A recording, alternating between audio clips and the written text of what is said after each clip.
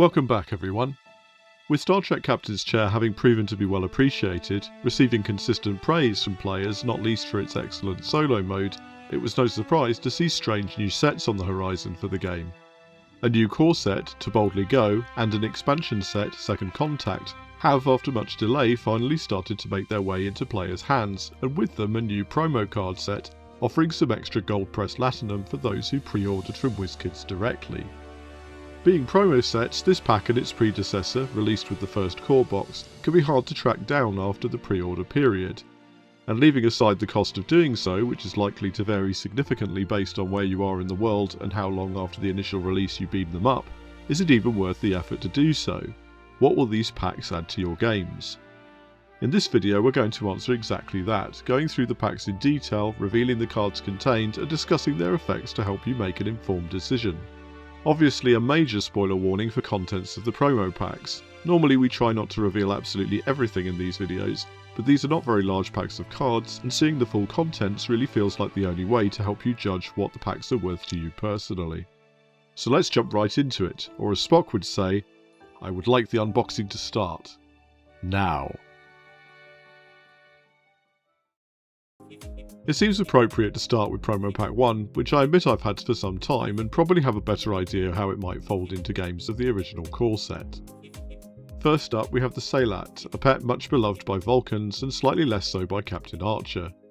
It has a quite useful attack play, allowing you to find a Vulcan and then force your opponent to discard a person, which as euphemisms for each your opponent's duty officer go is pretty funny. Having an extra card in the game with the creature keyword is potentially useful for reasons that we'll come on to. I can also imagine this might synergise with Saval in To Boldly Go, though at the time of writing I'm still awaiting my copy. But I also think that this card has great value for anyone playing Admiral Sealer and attempting to complete the reunification mission, which requires you to have 4 Vulcans in play, as this card both counts as a Vulcan and allows you to find other Vulcans within your deck. Next we have the Ensign everybody loves to hate, Wesley Crusher. Being an encounter, you won't necessarily see this card every game, but he's potentially useful when you do, allowing you to get more out of the cards in your staging area, capable of promotion as a normal person card, and also bearing 2 wild specialisms while being worth 6 victory points at the end of the game. Staying with the Wesley theme, we have a new incident, Flight Training Accident. If you haven't seen the episode First Duty, this card calls back to the fatal accident during Nova Squadron's practice of a flight manoeuvre, and I really love how this card's play actions call back to that. If you have a pilot in play, you evidently perform the Kovold Starburst successfully, and it is quite literally glorious. If not, you bottle it and blow up a ship. It's worth noting that if you choose to use this card, you'll remove one of the standard incidents so as to keep the overall balance of the game. It is also one of the few cards with a surprise bot action present, the bot apparently being really good at Kovold Starbursts, so that's nice. The second new incident in the promo deck, which again replaces an incident from the standard deck if you use it, is Whale Probe Incursion. Personally I was really happy to see it. Given one of my criticisms in the base game was the relative rarity of effects that allow you to actively dispose of starships, this card's attack play, forcing you and your opponent to recall a deployed ship, is welcome. You then only discard this card if you have a creature in play, which makes getting rid of the Whale Probe, somewhat thematically, a much bigger pain than most incident cards. Fortunate then that the promo pack adds an extra creature via the Saylat. Burnham's Discovery themed deck is likely to have a small advantage here, as it already has access and interactions with creatures, but regardless, worst case, I think there is some utility to keeping this card and using it to mess with your opponent's plans when it best suits you to do so. Again, you don't really want the bot to have this card given the surprise action, but at least they don't retain the card. Lastly, we have the Enterprise B, which I can see being a big reason for fans of the show to track down this promo pack. As an unashamed fan of the Generations movie and the opening sequence in particular, I've always had a soft spot for this ship, and it was certainly what made the promo pack worth finding for me. Its play action is quite thematic, albeit very silly, allowing you a small bonus if you are playing the game on a Tuesday, but you do also gain the glory for just deploying this ship at any time. The ship's status as something of a death trap is confirmed by the ability to log a person in exchange for an action, but with the right person at the right time, this could be quite a useful ability, and worst case having one more ship on the board is always going to be an advantage. Let's move on to the second promo pack, newly released as a pre-order bonus for those purchasing the new To Boldly Go core set or Second Contact expansion. As such, these cards are more aligned to the new sets, and in some cases their full utility won't be revealed until we've all had a chance to play the new content, but let's take a look. Our first promo location, in the form of Starbase 80, the fate worse than Court Martial for many a Starfleet lower decker, is mainly centred around gaining access to the usually lost junk pile. This could be situationally useful if a card that is particularly beneficial to you has been junked by the other player to avoid you taking it. The banishment of a person card to a tour of duty on this starbase also gives you the ability to junk incidents, which you can then redraw in place of a random incident draw at a later date. Overused, this would, I think, accelerate the endgame, but in the right situation for the right card, particularly if you are struggling to shed incidents from your deck via other means, this is a useful additional option. Next we have the drones of Q90182, a card that I'm starting to think was put in here to mess with me personally. The final support function on this card references the Borg Collective trait, which does not currently appear in the game. As for the action Assimilate, both core books state, these keywords currently have no meanings or effects, but we dread the day when we find out what they mean. Stop teasing me and give me the Borg already. Having written this last operation off as temporarily impossible, we are left with a card that features the new Lower Decker trait, these drones essentially having been the punchline to a joke in Star Trek Lower Decks that featured many Lower Deckers across different Star Trek races, the only Star Trek episode I've ever seen that made the Borg look cozy. The ability to beam this card to a ship, restoring its function and or gaining a card, feels extremely useful. Alternatively, this card could be brought into play from your hand when the trigger of putting another Borg card into play occurs. The drones using their collective consciousness to advance your science track 2 spaces.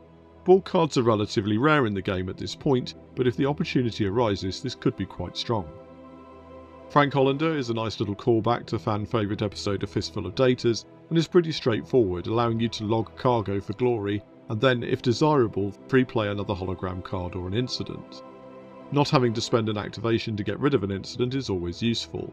The presence of the comparatively rare Anomaly trait on this card makes it extra attractive for captains such as Pike and Burnham, that both require an anomaly to complete certain missions. Surely the crowning glory of the promo pack, we get the golden statue of Miles O'Brien, again featured in Lower Decks. Bearing the ongoing trait, this card will be deployed, statue-like you might say, alongside your ships rather than being played into the staging area. This isn't an incredibly powerful card during the game, allowing you to find an engineer once and then giving you some transporter tricks in the form of recalling beamed cards when an engineer is logged. However, if your deck is likely to be engineer heavy, scoring an extra point at the end of the game for each logged engineer might be worth securing, especially as this card is cargo and therefore usually cheaper to acquire than certain other types of market card. Every promo deck needs a silly card, and so we have Subspace Rhapsody, a card that gets more beneficial if you're prepared to sing the text of its first operation, however badly.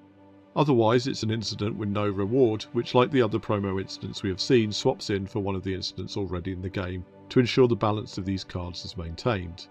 This is the sort of card you're either going to love or hate, and which is more likely to depend on your affection or disgust for the musical episode of Strange New Worlds than the card ability itself. Lastly, we have the USS Cabot, a card I admit even I saw and didn't recognise. It is of course the ill-fated ship from the Tribble origin story we didn't deserve, The Trouble with Edward. Even if you can't stand the short trek in question, and honestly where's your sense of humour, this ship will be incredibly useful to those captains that need or want to add creatures to their deck, a Saylat perhaps. It also unsurprisingly makes the already powerful Tribbles card even more useful. As a reminder, Tribbles are a cargo card in the original Captain's Chair call box, and have a powerful attack play giving you a point of influence, junking a card in the market of your choice, and forcing your opponent to take an incident. If your opponent has a Klingon duty officer, they will be dismissed and your opponent will discard a card. Having the Cabot in play allows you to play the Tribbles for free, or to draw them from your discard pile, meaning you can use the Tribbles effects more often or at cheaper cost. Of course, this does require you to obtain the Tribbles and the Cabot from the market, but doing so, or preventing your opponent from doing so, could certainly be worth the effort, and if you obtain the Cabot first, you can use its play action to obtain the Tribbles at the cost of an incident. It almost makes it a shame there's only one Tribbles card in the deck. Surely they should increase in number the more games you play or something. It's an indisputable fact that these cards will to some extent change your games of Captain's Chair, if only by changing the statistical probability of seeing certain traits. I think it's also fair to say that some of these new cards will benefit certain captains more than others.